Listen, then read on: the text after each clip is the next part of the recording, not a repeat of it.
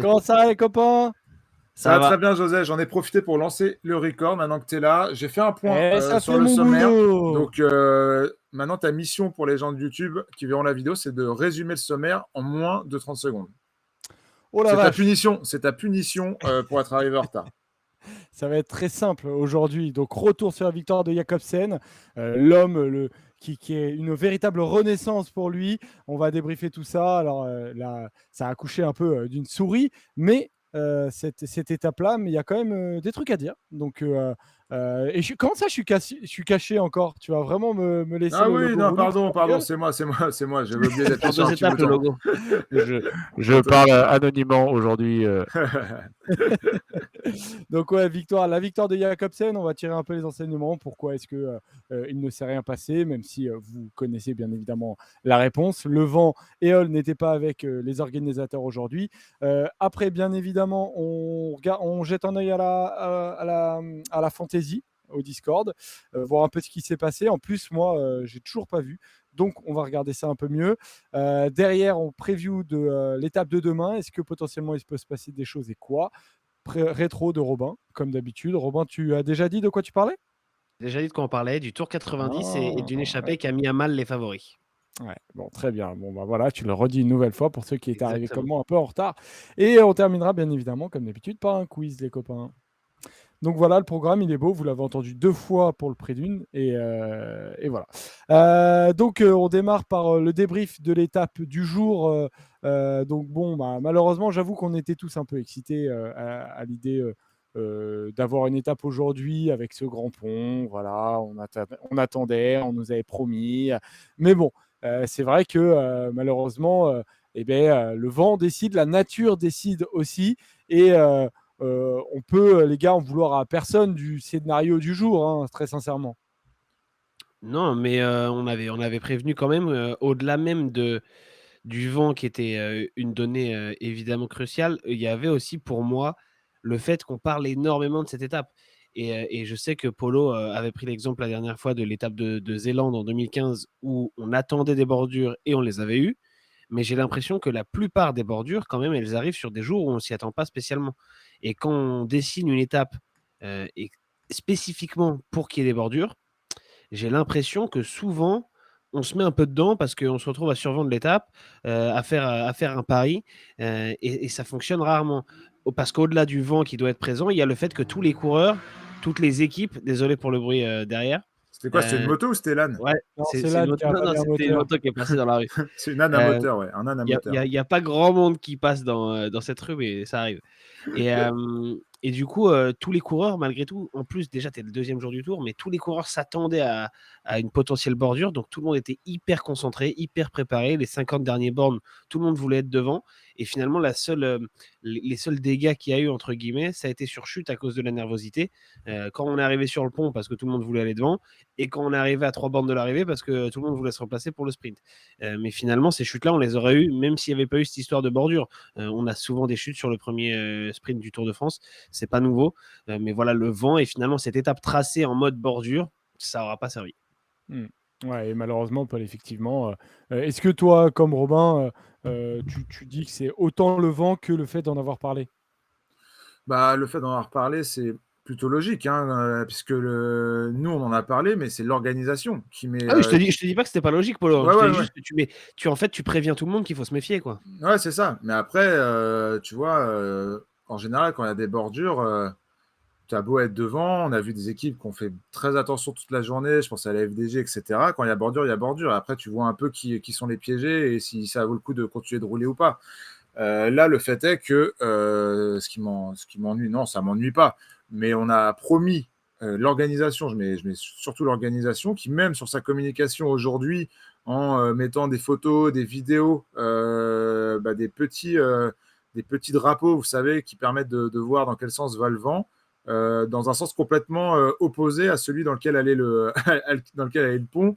On a voulu survendre cette étape jusqu'au bout, même en ayant en tête le fait que le vent ne sera pas forcément ne sera pas forcément adéquate pour faire la bordure. Donc, on y croyait, on a voulu y croire, on s'y attendait, on espérait s'y attendre.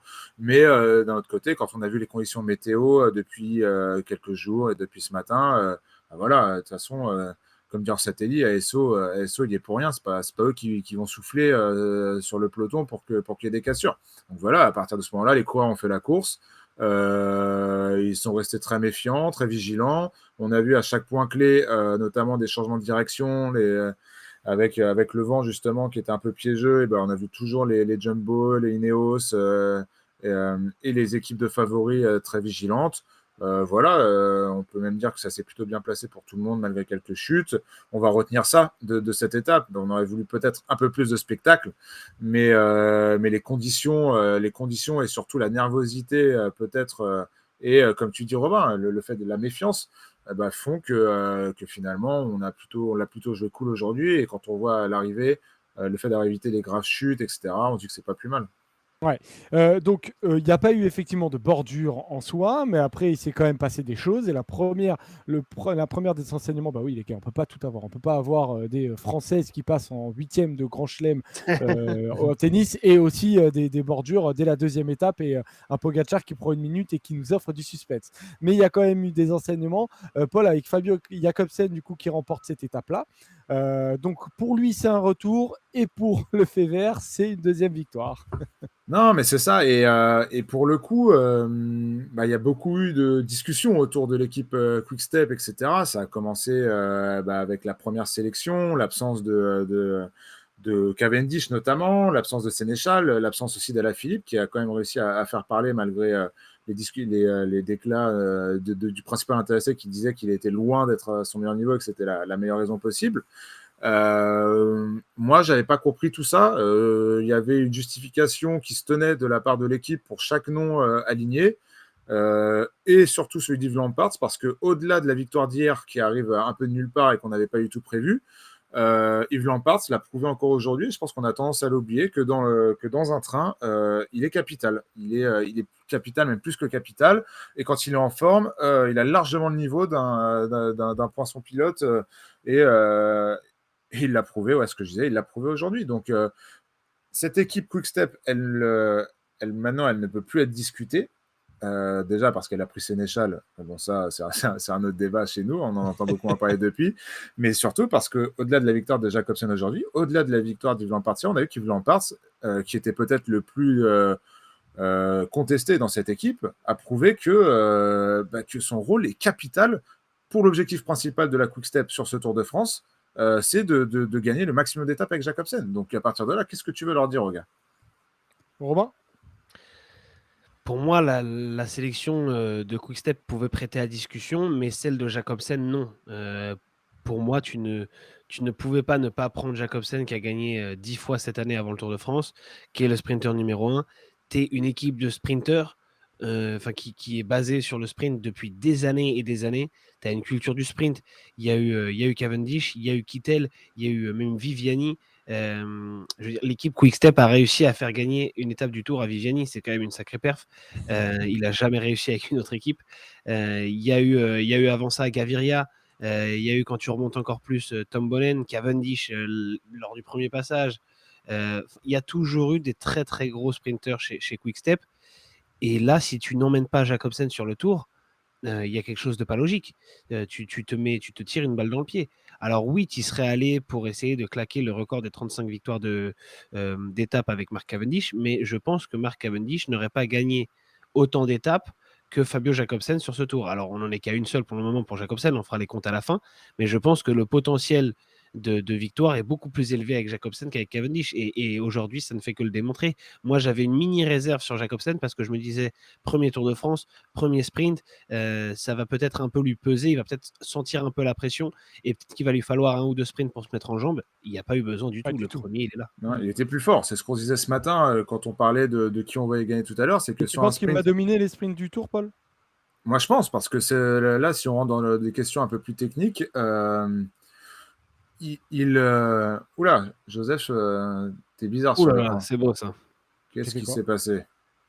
Joseph, on t'a perdu. Tu nous dis quand t'es de retour.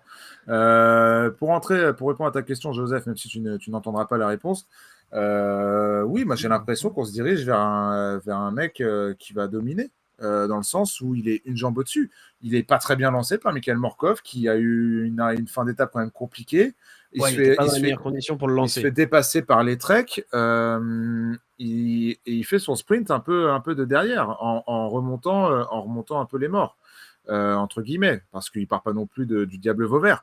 Mais il a cette gouache pour aller sauter quand même Pedersen et Wout van Aert, et en récupérant tous les autres aussi. Et imaginez, Moi, j'ai cru que ça allait être perdu parce que vu que on annonçait le sprint en faux plat descendant, et c'était un peu le cas, même si c'était pas très, très, très pentu, je me suis dit il faut lancer tôt. Et j'ai cru que Jacobsen allait lancer trop tard pour finalement avoir le temps de revenir. Mais il mais était parce que tellement les plus autres ont rapide lancé dans très ces tôt 5 derniers aussi. mètres. Les autres ont lancé très tôt.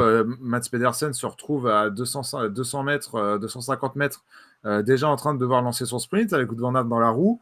Je trouve ça déjà très fort que Pedersen ait réussi à garder le podium malgré ça. Et au final, ouais, Jacobsen a fait son effort au parfait moment, mais on a quand même l'habitude de voir un train Quick-Step l'emmener vraiment jusqu'à beaucoup plus loin. Et ça, pour le coup, c'est arrivé aujourd'hui. Et connaissant Morkov, c'est pas sûr que ça arrive encore une fois sur ce Tour de France. Donc on verra. On sait qu'il a un peu chuté lui aussi. On verra s'il n'y a rien de grave. Une chute n'est jamais anodine. On en parlera tout à l'heure aussi. Mais écoute, non, quand Joseph me pose la question de savoir s'il fait Jacobsen, il pied, n'est pas tombé, je crois. Je crois que Jacobsen, il a juste posé pied à non, terre. mais Morkov, je te parlais. Ah oui, Markov, ok. Ouais, Morkov qui est tombé Ouais. avec, Oui, ça oui. avec Sénéchal, il me semble. Non, si je dis pas de bêtises, je confonds peut-être les chutes. Non, c'est pas la même. C'est pas la mais même, ouais, mais en effet, c'était avant. Markov est tombé avec. Je sais plus. Bon, bah, écoute, Mais la première chute avec Lampard. Avec Lampard, ouais, voilà, exactement. Tout à fait. Merci Robin, et merci Christophe qui avait tout vu dans le chat. Est-ce qu'on a des nouvelles de Joseph? Et bah, tu vois, en parlant de lui, le voilà. Joseph, j'ai répondu à ta question. Très bien. Eh bien, Robin a commencé à y répondre. Et remets ton bon micro, Joseph. Là, tu as le micro de ton ordi, je pense. Ok, je le remets juste après, je relance Ouais, juste vas-y. même question du coup, Robin, est-ce que tu penses que du coup il va dominer les sprints du Tour? Je pense qu'on est parti pour. Ouais. Après, j'attends de voir si Van Aert va pouvoir réagir, mais on sait que Van Aert, c'est pas non plus pur sprinter comme les Jacobsen. Et Van Aert, il va être vachement plus à l'œuvre parce que il y a certains jours, il va sur les pavés, il sera là. Sur des étapes un peu plus compliquées comme celles de Longwy, il sera là. Donc finalement, il va avoir moins d'étapes de repos entre guillemets. Là où Jacobsen, quand c'est pas un sprint massif, bon bah c'est bon, c'est pas pour lui, il pourra un peu plus se relâcher. Donc quand ça va arriver les jours de sprint massif, je pense que Jacobsen sera un peu plus frais. Et dès aujourd'hui, tu peux faire cette analyse finalement, puisque Van Aert, il a tout donné hier pour aller chercher l'étape, alors que Jacobsen, pas du tout. Oui, Joseph de retour dans le peloton, même si on met des bâtons dans les roues, un peu comme Rigoberto Urán. Hein. Vous avez vu l'arbitre du peloton avec son casque rouge là, qui faisait arrêter absolument toutes les voitures qui potentiellement pouvaient permettre à Rigoberto Urán de revenir, qui a fini par revenir. Mais bon, ils n'ont pas fait ça pour Lampard. Hein. Donc bon, on va voir ce que ça va donner sur la longueur du tour, ça, mais à voir. On avance un petit peu, les gars, juste pour parler des coureurs qui finissent relativement loin quand même. Et après, on parlera de Van Aert et notamment du maillot jaune et tout ça. Mais il y a des bons résultats comme Mats Pedersen qui termine troisième. Mais il y en a d'autres qui sont plus inquiétants. Et je pense notamment à Dylan Groenewegen et à Caleb Ewan aussi qui n'apparaît même pas dans ce sprint. Donc, le 13e, Ewan. Apparemment, Ewan a eu un problème mécanique. Bon, il était honnêtement mal placé, quoi qu'il arrive. Il n'allait pas du tout jouer la gagne du sprint. Mais apparemment, il y a quelqu'un qui a touché son dérailleur dans le sprint. Et du coup, il termine en roue libre. Et c'est pour ça qu'il terminerait aussi loin. Il termine bien alors. Il termine bien. Il termine comme il peut. Il termine sur le vélo. Il avait l'air sur le sprint intermédiaire. Il avait bon, alors ça veut dire ce que ça veut dire. Hein. Mais il avait l'air d'avoir une bonne jambe, hein, Caleb Ewan, tu vois, sans forcer, il est parti chercher les points. Fais gaffe, Joseph, tu dois tripoter ta cam. Matrix, là. Ouais, là c'est incroyable. C'est incroyable ce qu'on est en train de vivre. C'est ça. Écoute, pour l'instant, on a ta 12 voix, mais Ouais, vous Mais allez Ewan, moi m'avoir. j'attends. Moi, Ewan et Groenewegen, j'attends. C'était un sprint un peu spécial, mine de rien. Alors, Ewan, je comprends que t'attends, mais Groenewegen, t'attends quoi? J'attends, gros. Je sais pas, j'ai quand même l'impression qu'il n'a pas pu faire le sprint qu'il voulait tout à l'heure. Et je sais pas, de manière naturelle, j'ai un peu l'impression que Groenewegen va réussir à en claquer une sur ce tour. Je sais pas pourquoi. Oh là là, Alors, bah voilà. alors messieurs, c'est quand même une grosse cote, Ah ouais, là, ouais. une très très grosse cote. Mais, pour le coup, je sais pas. Écoute, on verra. On verra. C'est quelque chose que Huitième, j'annonce, j'assume. J'assume. c'est un C'est plus, sprint propre, il est emmené, il a son équipe qui est là, il a pas de chute, il a pas Ouais, de mais son galère. équipe est là, Il mais finit huitième. elle s'efface très tôt. Elle s'efface très tôt. Et du coup, je me dis que, bon, on sait jamais. Il faudra quand Oui, même mais des ils se font toujours circonstances. manger par les Quick Step, les Jumbo et même les Trek. Oui, oui, non, mais écoute, on va dire, c'est un pari un peu risqué, quoi. Je crois plus en Hugo Hofstetter qu'en Groenewegen. Ouais, ouais, bah, écoute, Groenewegen, il a battu Hofstetter aujourd'hui. Voilà. Donc comme ça, Ouais, c'est vrai. tu m'embêtes pas. On nous parle dans le chat, et Joseph, je suis sûr que tu l'as vu, étant donné que tu es de retour. L'accrochage entre Sagan et Jacobsen. Pour toi, Robin, parce que j'allais te poser la question, tu penses que c'est quoi un peu Sagan fautif, Jacobsen non. fautif, ou c'est Alors, vraiment la Sagan, course, c'est le sprint Sagan, non, parce et ça joue, que quoi. ouais, viril mais correct, je dirais. Sagan, il est pris en sandwich. Il a Jacobsen d'un côté, Pedersen de l'autre. Il peut pas faire grand-chose. Déjà, il est limite et c'est lui qui tombe presque. Et Jacobsen, c'est un peu limite. Il va un peu tasser Sagan, on est d'accord. Mais je pense que c'est le jeu du sprint. Et d'ailleurs, après l'arrivée, Sagan est allé mettre une petite tape enfin, aller saluer Jacobsen amicalement. Ça avait pas l'air d'être tendu du tout, alors qu'ils se sont fait, je pense, une petite frayeur. Ouais, moi je suis d'accord avec toi. Je pense que voilà, ça s'est joué des coudes. Les deux ont joué des coudes. Ils devaient ils voulaient passer au même endroit. Jacobsen a réussi. Sagan était un peu enfermé encore. Il a failli tomber avec. Je crois que c'est Michael Laporte, pas du tout. Hein, j'ai la carte tout le temps. Je crois que c'est Christophe Laporte qui se relève à ce moment-là. Ouais, pareil que toi. C'est les aléas du sprint. Et pour le coup, je pense qu'il n'y a rien à. Il n'y a rien Il n'y a rien à dire de à plus sanctionner, en là-dessus. tout cas. C'est du Merci spoiler. Merci à Nova et Lorenzny là, qui se sont sub. Ça régale. C'est Merci parmi les beaucoup. premiers subs du tour, je crois. Et hier, il y avait eu quelques cadeaux sub-gift de Ouais. Val du Havre, la classique. Mais voilà, c'est parmi les premiers, il me semble. Ouais, si vous voulez nous soutenir, les gars, n'hésitez pas à vous sub. Hein. On a fait des petits badges. Pour ceux qui ne connaissent pas le principe du sub, c'est quoi? C'est 3 ou 4 euros par mois. Vous avez le petit bouton juste en dessous. Et ça, c'est directement de l'argent qui vient dans nos poches. Et ça paye les vacances de Joseph, qui sont très onéreuses, croyez-moi. Et la prochaine webcam aussi. Et la prochaine webcam, avec un Parce que bon celle-là, film. elle commence vraiment à me casser les. Voilà. Mais t'as une bon. belle image pourtant dessus, Joseph, c'est dommage. Je sais pas, mais c'est le port USB là. Il y a un faux contact et je sens qu'à un moment je vais la dégommer et il va plus y avoir de faux contact, tu vois. Mais au moins, elle aura fait son temps. Avec le sub de Philtop justement, on est arrivé sur le train de la hype. Voilà, donc le train de la hype, c'est un petit truc marrant. C'est une espèce de dynamique où vous pouvez aussi vous sub. Et par contre, ouais, il fait bien de le dire, quand on sub, on n'a plus les publicités automatiques aussi. Voilà, on n'a plus les publicités automatiques. On a les replays, quand on veut, qui restent encore plus longtemps. Alors, franchement, ça vaut le coup. C'est au-delà de pour nous, c'est aussi pour vous. Je pense que ça vaut le coup. Et on va mettre en place aussi des émoticônes. Qui a validé le train de la hype. Ouais, on va aussi mettre quelques émoticônes personnalisés pour les abonnés, mais ça, on travaille dessus. Voilà, la petite aparté. Merci à tous pour le soutien, les amis. On continue, on parle de Wout van Aert, qui donc prend le maillot jaune. Oula, Philtop qui a lâché 5 abonnements. Voilà, oh là là, non mais attendez, je pars tout de suite en vacances. Hein. Fallait pas le lancer. Ouais. Le problème, c'est ça. Si vous en donnez trop, Joseph, il va pas finir le tour. Donc les gars, je suis à bout, moi. Vous comprenez, je suis à bout, j'ai besoin de vacances. Donc donnez-moi. Et en vrai, Joseph, on rigole, mais il est incroyable parce qu'il fait les matinales à la radio le matin. Donc il se lève à 4 heures. Après la matinale, il vient faire Winamax. Après, il rentre, il regarde l'étape. Et après, il fait l'émission du soir. Croyez-moi que s'il y en a un qui met des vacances, c'est lui. Hein. C'est que du plaisir, Polo. En plus, c'est que du plaisir. Il fait ça avec le sourire, c'est incroyable. Ouais. Pas toujours quand je suis pas à l'antenne, mais bon, ça c'est autre chose. Non, mais bon, du coup, Wout van Aert qui est donc leader du classement général, qui prend le maillot jaune au jeu des bonifications. Comme vous le savez, les bonifications sur une étape comme ça, c'est 10 secondes pour Fabio Jakobsen qui est premier, 6 secondes pour Wout van Aert qui est deuxième et 4 secondes pour Mats Pedersen. Ce qui fait donc au classement général, Wout van Aert passe leader devant Yves Lampaert qui désormais est à 1 seconde de Wout van Aert, Pogacar qui est troisième à 8 secondes. Un petit point aussi sur le classement du maillot vert, juste. Wout van Aert est à 60 points et Fabio Jakobsen est à 59 points. Donc demain, on a Wout van Aert qui va porter le maillot jaune et Jakobsen qui va porter le maillot vert. Quant au maillot à poids, je l'affiche pour ceux qui l'ont pas. Mais d'ailleurs, Joseph, si tu as des calls à me faire, parce que c'est moi qui gère l'écran aujourd'hui, n'hésite pas. Là, je leur affiche le maillot vert. Eh ben, le maillot vert, donc comme vous le voyez, effectivement. Non, mais arrêtez avec les subs, les gars, c'est n'importe quoi.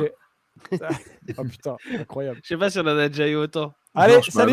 Moi, je te le dis, on en a jamais eu autant. C'est trop sympa. Non, franchement, ça fait grave plaisir. Ça fait vraiment, vraiment plaisir. Ça fait plaisir, ouais. Et donc, effectivement, ce classement du maillot vert, dont on aura l'occasion de reparler. Alors, pas tout de suite quand même, parce que, si, demain d'ailleurs, on va pouvoir en reparler dès demain, potentiellement.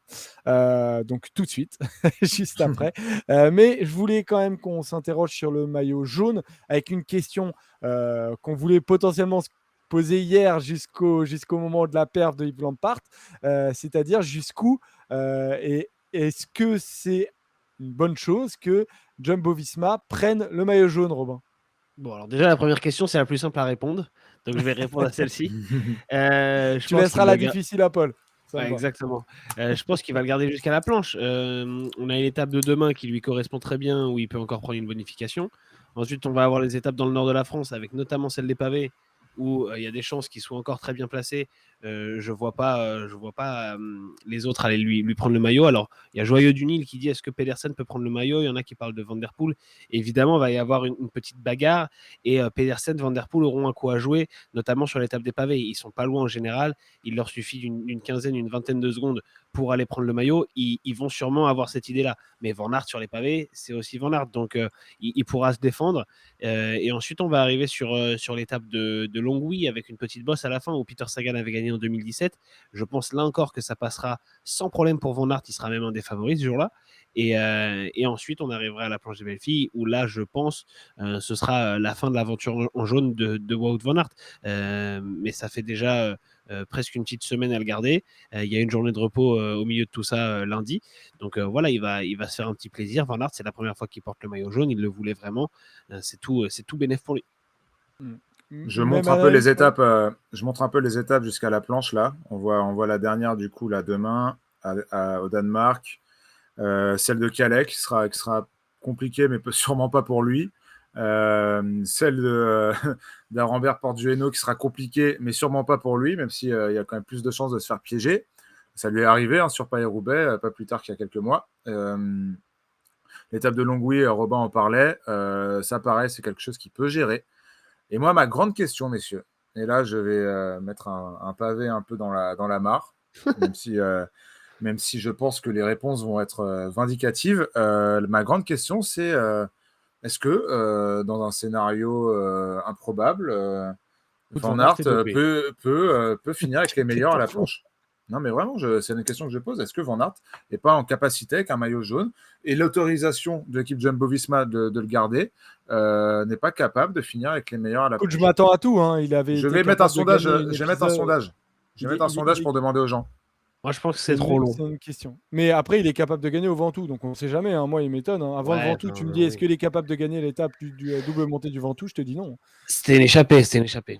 Ouais, mais quand même, est-ce que tu avais misé sur lui ce jour-là, Robin? Non, mais si c'est une échappée. Non, voilà, non. La réponse c'est non. Pourquoi pas, mais là, c'est trop long. Je mets le sondage. Je mets le sondage, les gars. Je mets le sondage. Tu réponds non pour le moment.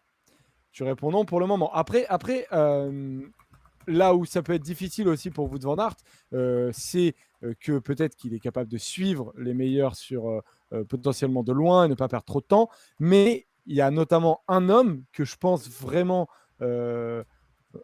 motivé à l'idée d'aller chercher ce maillot jaune, c'est Van Der Poel. Et lui, pour le coup, Van Der Poel, à la planche des belles filles, est-ce que pas plus que Van Aert? Encore moins. Je pense alors là pour le coup là. Alors avant du coup. Avant, pourquoi pas? Avant, il va y avoir des étapes piégeuses où Van Der Poel peut autant, voire mieux s'en tirer que Wout van Aert, et pourquoi pas? Mais là, aujourd'hui, Van Aert prend encore des bonifs. Son écart sur Van Der Poel va augmenter. J'ai mis le sondage, hein, les gars. J'ai Il y a mis le 19 sondage. secondes. Mais Polo, on t'a vu mettre le sondage.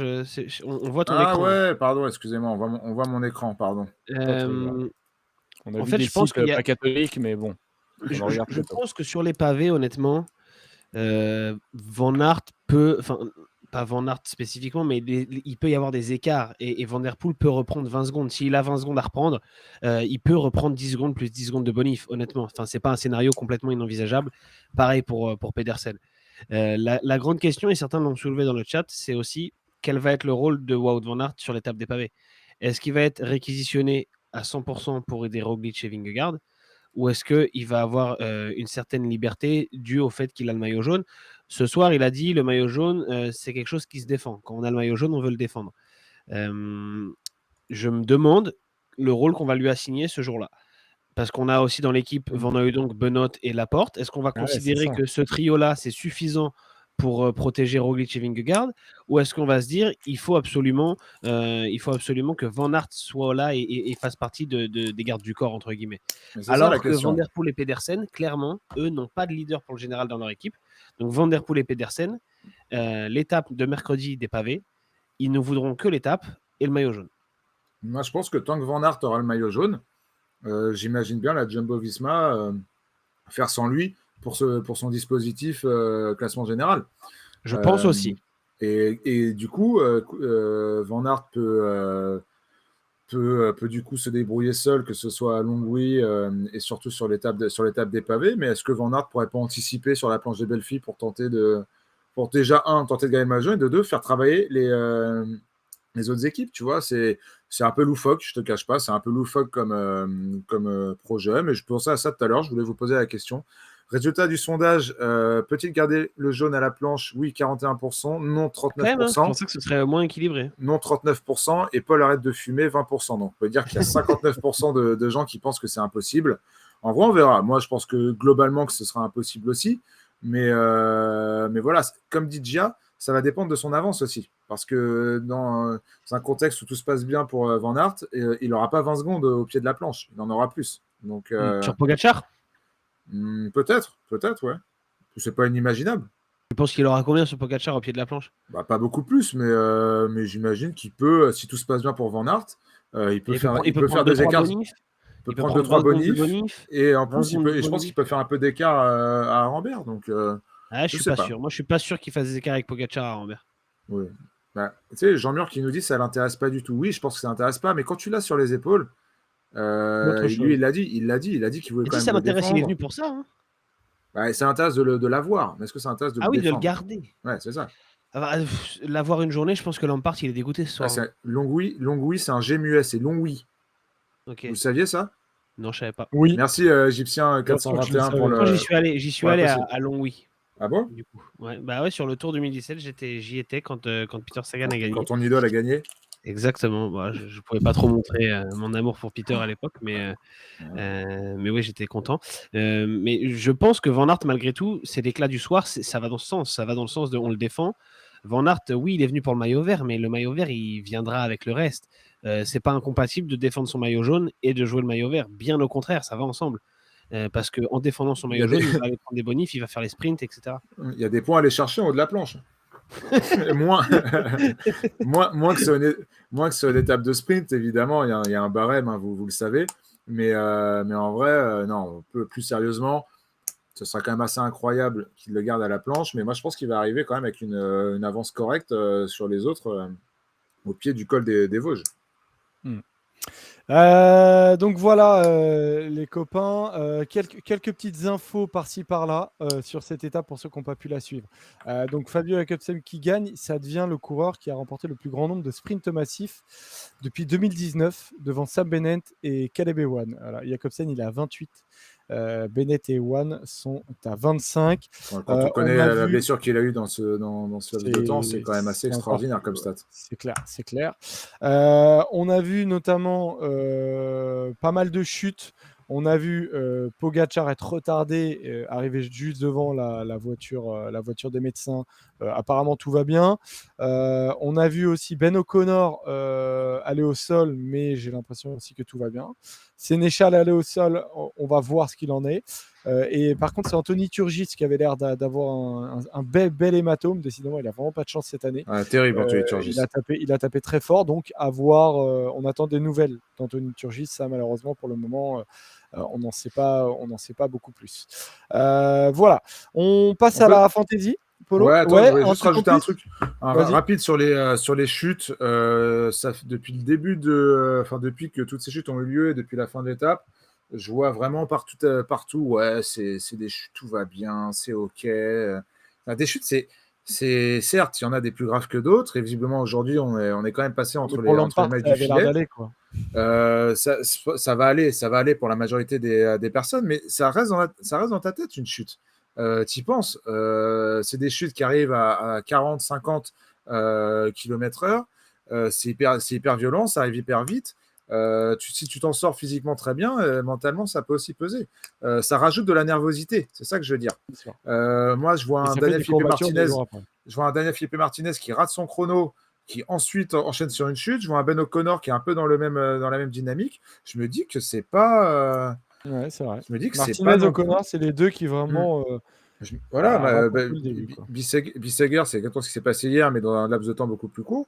Je pense pas que ce soit anodin, surtout pour des coureurs comme ça qui ont beaucoup de pression et beaucoup de choses à jouer sur Ouais, ce c'est tour. intéressant. C'est vrai. Donc, écoute, Je te dis aussi, on verra. mon tour démarre pas très bien, quoi. C'est ça. Et c'est jamais très bon signe, hein. Contrairement à David Gaudu et Romain Bardet, pour qui tout se passe bien. À noter que Thibaut Pinot est venu rouler pour replacer David Gaudu tout à l'heure. Il était en tête de peloton à un moment. Donc voilà. À 7 km de l'arrivée, donc ça veut dire qu'il n'avait pas peur. On en conclut ce qu'on en conclura, mais en tout cas, c'est une indication. Effectivement. Donc, point sur la fantaisie, Paul, est-ce que tu peux l'afficher? Ouais, Alors, je vais te chercher ça. J'ai noté pendant que tu vas aller la chercher. Félicitations du coup en ce moment. On a donc 6 Voilà, je personnes l'ai. avec 3 points. Donc Emilien, Mizerio, F4BR, Roy, Julien et Rugby Lover. Je peux pas zoomer, ça me saoule. Bah, je les lis, t'inquiète. Okay. Donc les 6 premiers ont 3 points. Et après, un peu plus bas, donc en ce qui concerne notre classement, donc je suis 48e avec 5 points. C'est pas mal, Robin, Joe. ouais, là c'est pas mal. Moi, j'ai Robin 7 points, Joseph. est 165e avec 7 points. J'avais Et mis Pedersen Paul, toi, aujourd'hui. tu t'es fait vraiment avoir par Bissegger Robin pour Watt. le moment. Robin Watt, il est là. Ouais, 165e. Moi, je dois être. Je crois 378e, Paul. 378e, c'est très bien avec ça. 102 points. Je suis dans le peloton, je suis dans le ventre mou. J'ai pris un petit écart sur le contre-la-montre à l'image de David Gaudu. Mais là où il faut m'attendre, c'est à la montagne. Et d'ici là, il faut essayer de perdre le moins de temps possible. Donc, Et on salue évidemment tous les courageux comme Victorien et la vingtaine de personnes qui nous ont rejoints aujourd'hui et qui donc ont pris une pénalité hier de plus de 170 points, forcément. ouais. Parce qu'ils nous ont manqué Et on une étape. salue aussi. Mais c'est très long. Hein. On salue aussi Seb et Christophe dans le chat. Alors, Seb n'est pas là ce soir, mais Christophe est là. Et le travail immense qu'ils font sur le Discord et sur la modération globale Parce que là, ils nous l'ont mis à Quelques autres, qui filent un 18h30. coup de main pour, Ils nous l'ont pour mis la à fantaisie. 18h30 le classement. Alors que l'étape, c'est fini. Enfin, vraiment, vraiment, merci beaucoup. Donc voilà pour la fantaisie. Et tu vois, regarde Joseph. Robin, il me disait, ouais, aujourd'hui, finalement, il n'y a pas grand-chose à dire et tout. Voilà, on est là, on fait que papoter. On n'a pas parlé de Kung et de ce qui s'est passé avec Guerrero. Et on n'a même pas parlé de la BNB Hotel qui a mal commencé son étape et qui a plutôt bien fini, même si c'était un peu étrange. Ouais, de Luca Mozzato notamment, effectivement, il y aura des trucs à dire. On aura l'occasion peut-être d'en parler aussi sur le plateau de Winamax demain, les copains. J'enchaîne direct par rapport à la fantaisie, c'est un bon moyen d'enchaîner. Par rapport à l'étape de demain, savoir un peu qui vous allez mettre, on peut regarder, Paul, du coup, le profil de l'étape de demain. Si j'y vais. Sous les yeux. Allez, Polo, allez. Donc, Sandeborg, le Tour du Danemark continue, les amis. 182 km entre Velieu et Sandeborg. Qu'est-ce que j'aime le Danemark. J'y suis jamais allé, hein, je dis ça, mais juste parce que j'ai vu comment non, mais ça doit être fantastique, la série politique. Ouais. La série politique sur le Danemark est exceptionnelle avec Moi, j'y allais Brigitte. une fois, mais j'ai pas des très grands souvenirs. Je sais pas si quelqu'un a déjà vu cette série-là avec Brigitte qui est la première femme première ministre, mais j'aime beaucoup ce que dégage ce pays. Donc la question que j'ai envie de vous poser, tout simplement, c'est qui est-ce que vous allez mettre demain dans la fantasy roue libre, sachant que certains des rouleurs vont Ouais. sans doute vous suivre. Et oui, non, parce que moi aujourd'hui, pour ne rien cacher aux gens, j'ai mis Mats Pedersen. Parce que j'espérais un Morgan. groupe en plus petit comité. Et mine de rien, Tonton est bien plus fort que ce que je pensais dans un sprint massif, notamment par rapport à d'autres. Lancé en plus en lançant de très loin dans le vent, il a réussi à tenir pas mal le podium. Mais demain, du coup, vu que j'ai mis Mats Pedersen aujourd'hui, demain, je mets Fabio Jacobsen. C'était ma stratégie de base, mais avant même le résultat d'aujourd'hui. Demain, Jacobsen, il fait quand même figure d'épouvantail. N'oubliez pas de parier sur la fantaisie, d'ailleurs, enfin de parier, Faites-le maintenant, de mettre d'ailleurs, votre nom, parce qu'on si oublie vous le vite, sentez. on se dit qu'on le fait le lendemain matin, et hop, demain matin c'est dimanche, vous avez fait grasse mat, et vous avez oublié. Donc moi, je vais le faire ce soir, juste après l'émission, mais ouais, demain, moi, c'est Jacobsen, les yeux fermés. Robin. Bah, je vais pas être très original, mais en fait, je vais faire pareil pour la fantasy, quoi, parce que j'ai mis aussi Pedersen aujourd'hui, en me disant peut-être que si il se passe beaucoup de choses, j'ai plus confiance dans Pedersen pour être là dans un petit groupe que dans Jacobsen. Finalement, c'était pas si mal puisqu'il fait 3. Et du coup, demain, je vais jouer la carte Jacobsen aussi. Et je pense qu'il faut jouer les gros sprinters tant qu'ils sont là, parce que tu sais pas ce qui va arriver. Une chute, un hors délai ou quoi que ce soit, et le sprinter n'est plus là. J'ai pas envie de les garder, ces mecs-là, pour les Champs-Élysées, parce qu'on sait pas qui y restera. Donc voilà, je vais balancer les gros dès le début. J'essaie de me garder Van Aert pour plus tard, mais du coup, demain, je vois de toute façon un nouveau duel Jacobsen-Van Aert. Et Jacobsen a montré aujourd'hui que dans ce duel-là, il était plus fort pour l'instant. Clairement. Et sachez quelque chose, messieurs, c'est que Robin, avant chaque Tour de France, où il fait la fantaisie, il note. Il se prend une petite feuille, il note chaque étape et il dit là, je vais jouer ci, là, je vais jouer ça, là, je vais jouer ça. Regardez, il s'étouffe, il essaie de détourner l'attention. Il a toute ma stratégie. et croyez-moi, l'étape du 14 juillet à l'Alpe d'Huez, Robin, il sait déjà quel coureur il va mettre. Hein. Je l'ai pas encore fait, j'ai pas été si loin. Moi, en tout cas, je sais qui je vais mettre à l'Alpe d'Huez. Non, ce n'est pas Thibaut Pinot. Thibaut Pinot. 3 fois, tu le mettrais 3 fois. Non, ce n'est pas Thibaut Pinot. Thibaut Pinot, ah oui, c'est vrai, tu mets à la planche et tu mets Bardet à l'Alpe d'Huez. Exactement. Mais ouais, j'ai vu, il y a des gens dans le chat qui disaient ouais, je me suis fait un peu avoir ce matin, je suis avec 10 minutes en retard. Vous avez le droit de mettre votre nom jusqu'au départ de l'étape. Donc faites attention, il y a des étapes qui partent tôt. Donc, en vrai, mettez-le le soir. Pas, ouais, mettez-le le soir. Il n'y a pas de raison d'attendre le matin. Exactement. Donc, c'est honteux de ne pas mettre Thibaut à l'Alpe. Ouais, mais il est mental. Qu'on salue, d'ailleurs, lui aussi, qui fait un taf de ouf sur le Discord. Je le mets déjà à la planche, donc je ne pourrais pas le mettre à l'Alpe. Donc, écoute, on verra. Il faut déjà qu'il passe les pavés, Thibaut. Il faut qu'il passe la période nordiste sans encombre, tout sourire comme il était tout à l'heure à l'arrivée avec Antoine Duchesne. Et à ce moment-là, on pourra voir où est-ce qu'on le met. Du coup, demain, il n'y a pas grand-chose à dire de plus sur l'étape. Le vent, peut-être. Peut-être, alors j'ai pas envie de survendre un truc du coup. Non, et justement, l'idée c'était de ne pas le survendre. Mais moi, on en parle, peut-être plus il y en aura. J'écoutais Marion Rousse tout à l'heure qui parlait de potentiel vent de côté. Moi, c'est pas forcément ce que j'ai vu. Et en tout cas, le vent sera moins violent qu'aujourd'hui. Après, on sait qu'il ne faut pas forcément une tornade pour provoquer des bordures. Mais peut-être que c'est parce qu'on s'y attend moins. Ça suffit. Exactement. C'est peut-être parce qu'on s'y attend moins qu'il peut se passer quelque chose. Mais on va pas vous le vendre, hein, parce que. C'est comme rencontrer quelqu'un dans la vie et tomber amoureux. Pour info, plus ça arrive. Ça n'a aucun rapport. Moi, on s'y attend, plus ça arrive, Paul. Ça a tous les rapports. Ok, dans ce sens-là, je veux bien. Après, il faut pas du vent pour tomber amoureux. C'est sûr que ça n'a aucun rapport. Si. Avant de tomber amoureux, que quand il y a du vent. Il faut quand même se prendre beaucoup de vent avant de potentiellement tomber amoureux. Ouais, trouver celle qui arrêtera de t'en mettre. Donc, j'en ai jamais pris, moi, donc je sais pas. Que si, Joseph. J'ai une liste longue comme le bras, donc fais pas le mariole. Autant tu peux dire ça à Robin, qui connaît pas ton passif. Moi, je le connais. Là, j'ai regardé, je voulais vous dire, les gars, j'ai regardé le roadbook et le final de l'étape de demain.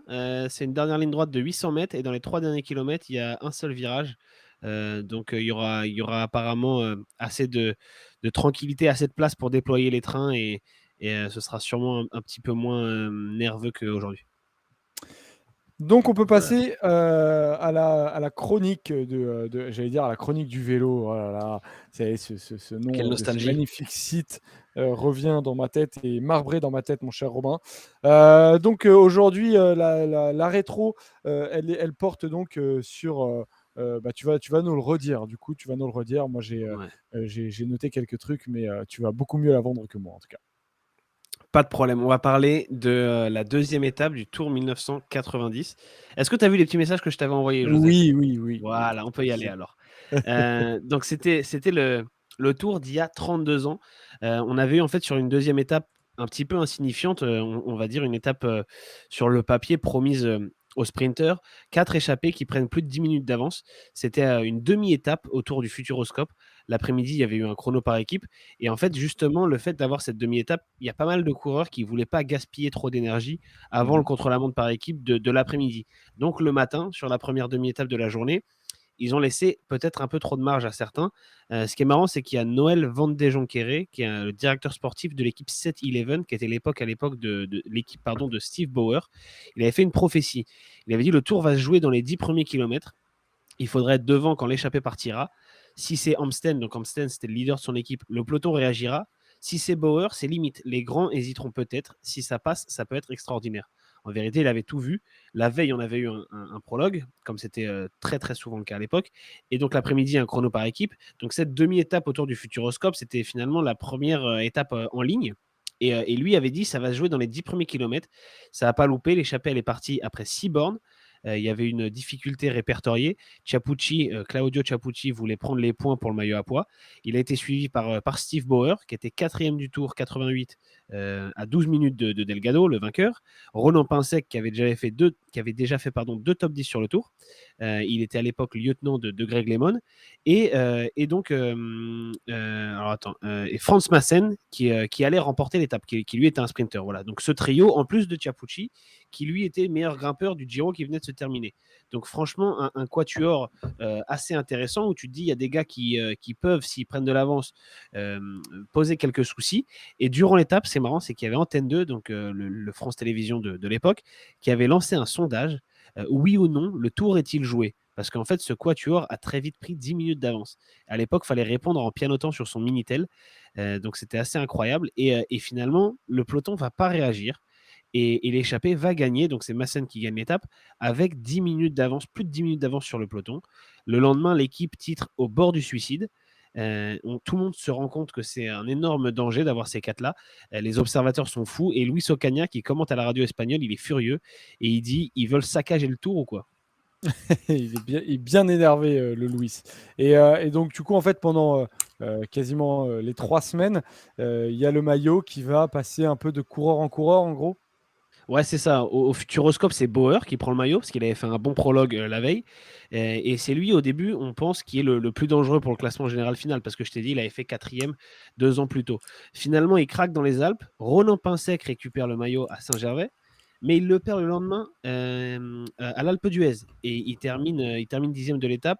Ah non, pardon, attends. Qu'est-ce que je suis en train de te raconter? Je suis allé un peu trop vite. Ronan Pinsec récupère le maillot à Saint-Gervais et le conserve à l'Alpe d'Huez. Mais par contre, il prend un éclat le lendemain sur un contre-la-montre à Villard-de-Lans, le jour sans qu'il fallait pas, au pire moment. Et c'est Ciapucci qui récupère le maillot après un chrono où finalement il fait un énorme chrono. Il n'est pas si loin des temps de Greg LeMond, qui à l'époque est une référence. Et l'équipe de Greg LeMond, puisque c'est LeMond qui est un peu le favori de ce tour, c'est lui qui a gagné en 89, les 8 secondes face à Fignon. L'équipe de LeMond commence à se poser des questions. Il y a un mec qui est devant et on a passé les Alpes, quoi. On a déjà passé le premier massif et il y a un gars qui a encore beaucoup d'avance puisque Ciapucci, allez, à ce moment-là, 8 minutes d'avance. Sauf que heureusement, dans cette histoire pour Greg LeMond, vers Saint-Etienne, une étape finalement qui n'est pas une étape reine de ce Tour de France, Ciapucci, il a un jour sans, il perd pas le maillot jaune, mais il concède 5 minutes, soit une bonne partie de son avance. Et LeMond, il est fanfaron après ça, il dit il n'y a plus de problème, Ciapucci, c'est déjà fini. Donc, au moment d'arriver dans les Pyrénées, Chiappucci, il a encore 1 minute 52 d'avance sur Brequinck, plus de 2 minutes sur Lemon, mais ça paraît déjà assez peu. Et ça manque pas entre Blagnac et Lussardiden, donc première grosse étape pyrénéenne. Il est pas loin de céder, l'Italien. Il bluffe dans l'Aspin. Il suit une attaque d'un mec qui est pas dangereux au général. Il veut créer un peu la confusion entre les favoris. Il y a Lemon, Delgado et Brequinck. C'est pas loin de fonctionner, mais finalement, Greg Lemon, il est assez costaud. Il revient plus tard dans le Tourmalet. Et là, il se passe un truc qui est génial parce que quand nous, on commençait à regarder le Tour de France, les commentateurs en parlaient énormément, mais une attitude qui n'existe plus vraiment aujourd'hui, je ne sais pas, mais qu'en tout cas, peut-être on voit de moins en moins, c'est-à-dire qu'un coureur qui va mal se met en tête de peloton, histoire de dire je vais bien, je vais bien. Et c'est un peu ce qui se passe avec Capucci, c'est ça? Ouais, il bluffe complètement. Il se met en tête, sauf que quand Lemon attaque, finalement, il peut rien faire. Il s'accroche comme il peut, il tente de limiter la casse. Il le fait, il limite, il sauve son maillot pour 5 secondes. Sauf que voilà, on est dans la première étape pyrénéenne, il a plus que 5 secondes d'avance sur les 10 minutes qu'il avait 15 jours plus tôt. Donc il sait que ça va pas tenir jusqu'à Paris. Le lendemain, il y a Lobisque et Marie-Blanc. Les favoris restent ensemble, ça se neutralise un petit peu. C'est un sursis pour Capucci qui a droit à une journée en plus avec le maillot jaune. Il en a ensuite un autre de sursis sur les 2 étapes qui suivent parce que c'est des étapes de plaine. Mais le samedi matin, veille de l'arrivée, il est encore en jaune et il sait qu'il va perdre ce maillot. Malheureusement, c'est ce qui est assez cruel, c'est qu'il est allé vraiment quasiment jusqu'au bout, mais il y a un contre-la-montre de 45 km avec Greg Lemon qui est un des meilleurs spécialistes dans l'exercice. On se rappelle de son fameux guidon de triathlète. Donc Chiappucci, il est au courant. Il joue plus que le podium, il joue plus la victoire. Il perd 2 minutes sur le chrono sur Lemon, qui prend le maillot jaune, malgré une petite frayeur avant le départ, puisque son guidon était mal vissé. Il a fallu le régler durant l'échauffement. Donc finalement, ça aurait pu être le petit coup du destin qui offre le Tour de France à Chiappucci, mais c'est pas le cas. Et lui, finalement, il sauve sa 2e place pour 13 secondes face à Eric Brequinck, le néerlandais. Donc voilà, il va quand même avoir un podium dans cette histoire. C'est le seul qui va finir aussi haut du quatuor qui s'était échappé le 2e jour. Ronan Pincet qui termine 20e après avoir eu pas mal de mal dans les Pyrénées. Steve Bauer, il finit 27e. Et à ce moment-là, on se dit que Chiappucci, il a fait le tour de sa vie. Il y en a dans le chat qui disent c'est la découverte de ce coureur-là. Évidemment, il avait été meilleur grimpeur du Giro. Mais Il a quand tu es maillot 27 jaune ans à ce moment-là, exactement. voilà, et quand tu es quand même maillot jaune du Tour jusqu'à la veille de l'arrivée, bon, c'est autre chose que d'être meilleur grimpeur du Giro. C'est Mais sûr. voilà, il a justement, tu dis 27 ans, on se dit c'était la course de sa vie, il ne refera pas un podium sur le Tour. Et finalement, si, il va refaire podium les 2 années suivantes, derrière Indurain qui commence son règne. Comme quoi, c'était pas qu'un coup de chance.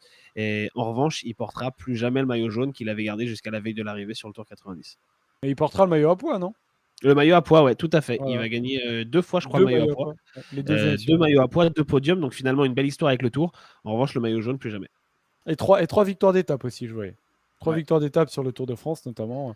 Capucci, c'est vraiment un coureur élégant sur les différentes vidéos et tout qu'on pouvait voir. C'est sur les rétros, je trouvais que c'était un joli coureur. Tu vois. Et hyper sympa, ouais. Moi, je me souviens de l'époque Beansport avec Emmanuel Barthes et Cédric Vasseur. Et Capucci était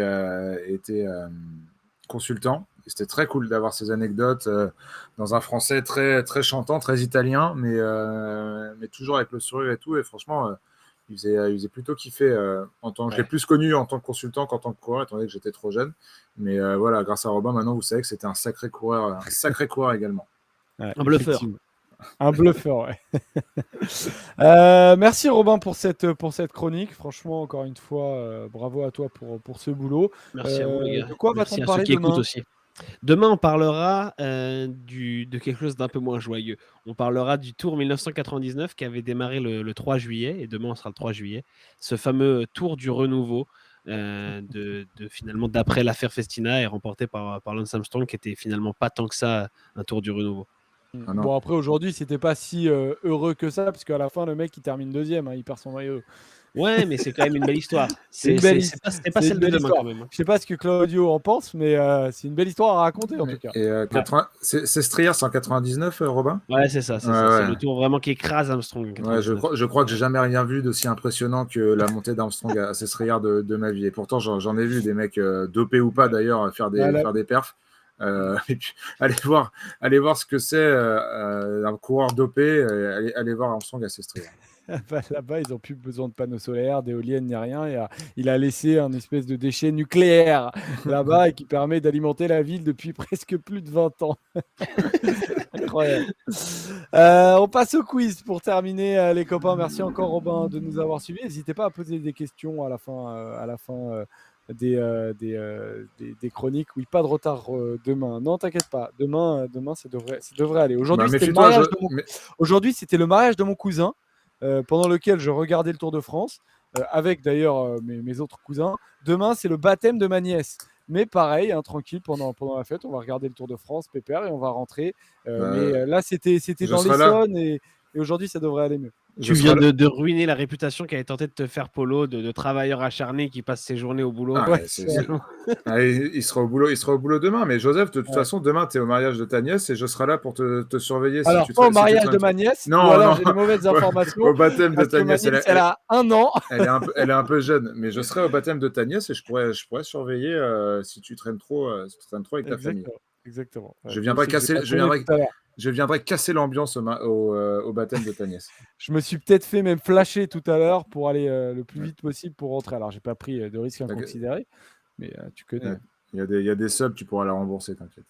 Exactement. Ah, merci, Raph. Ça, c'est solidaire pour les flashs que je prends pendant le Tour de France pour arriver à l'heure. Allez, Pas solidaire. trop Ça quand fait même. plaisir. Hein. On est loin de, on est encore loin de Gotaga et Domingo. Donc, je rappelle pendant les quiz, Robin, tu perds 3-0. Voilà, ça c'était la je première chose. Deuxième rappel, si par hasard il y en a un vous deux qui gagne grâce à la carotte, à la fin, il gagne 1 point. Si vous gagnez à la régulière, vous gagnez 2 points. Donc 3-0 pour Paul. On peut y aller pour 3. Qui suis-je On coupe le chat, hein, messieurs. Allez, Coupez-le. Je suis un coureur qui a gagné un certain nombre de tours d'une semaine, et notamment le Paris-Nice. Ça peut aller très vite. Je suis passé... Fuglsang. Ce n'est pas Fuglsang. J'ai couru avant les années 60. Enfin, je suis né avant les années 70 et j'ai couru avant les années 90. Ah oui, Sean Kelly. Bravo. Ah, bravo. Parce qu'il a gagné 6 ou 7 fois Paris-Nice, du coup. 7 fois. Je me suis Pour dit, ça qu'il que- aille chercher un mec de ces années-là, Ouais. c'est qu'il doit y avoir un truc. Exactement. Ça a été rapide. Donc 1-0 pour Robin. Deuxième, qui suis-je Qui suis-je, les amis? Je suis né en 1972. J'ai participé à 16 grands tours dans ma carrière. C'était un de mes objectifs principaux. Un de mes objectifs principaux. Principaux. Un de mes objectifs. Un objectif. Je suis pas sûr, mais je te J'ai un suis. petit doute là. Je suis près d'un doute. C'est l'un de mes Et objectifs. tout est au masculin, donc je vois pas pourquoi ce serait principal. On parle de pluriel et de singulier, pas de masculin. L'un de 16 objectifs. Donc des objectifs, il y en a plusieurs. C'est ça que je voulais dire plutôt, Pau. pardon. Allez, on va sur Pau. Je pense pas, t'as raison. J'ai douté, mais j'ai pas dit que t'avais tort. J'ai participé notamment à plusieurs Tours de France, dont l'un, j'ai terminé ma meilleure place, c'est 5e. 5e, et j'ai déjà gagné 2 fois sur le Tour de France des étapes. J'ai gagné Fernando Escartine en 96, c'est pas Escartine, et j'ai gagné en 2002. Bottero. Ce n'est pas Bottero. Je suis un coureur européen. Decker. Pas d'écart, mais on s'en rapproche. Il y a de l'idée. Bogert. Bogert, Polo. Ah, bien joué, bien joué. Yes. Michael Bogert. Exactement. Ça fait un partout.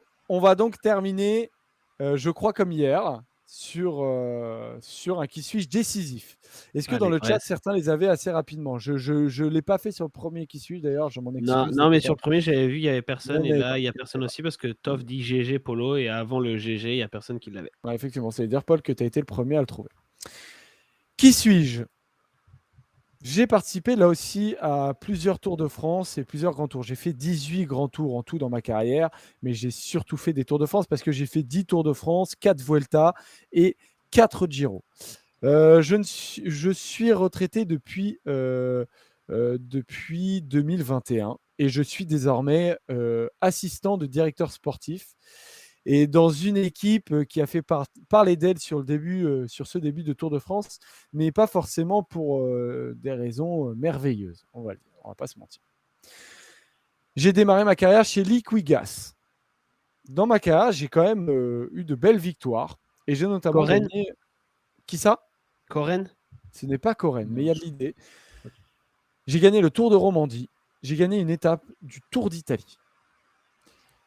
J'ai souvent pris le départ des grands tours avec une certaine ambition sur ces grands tours.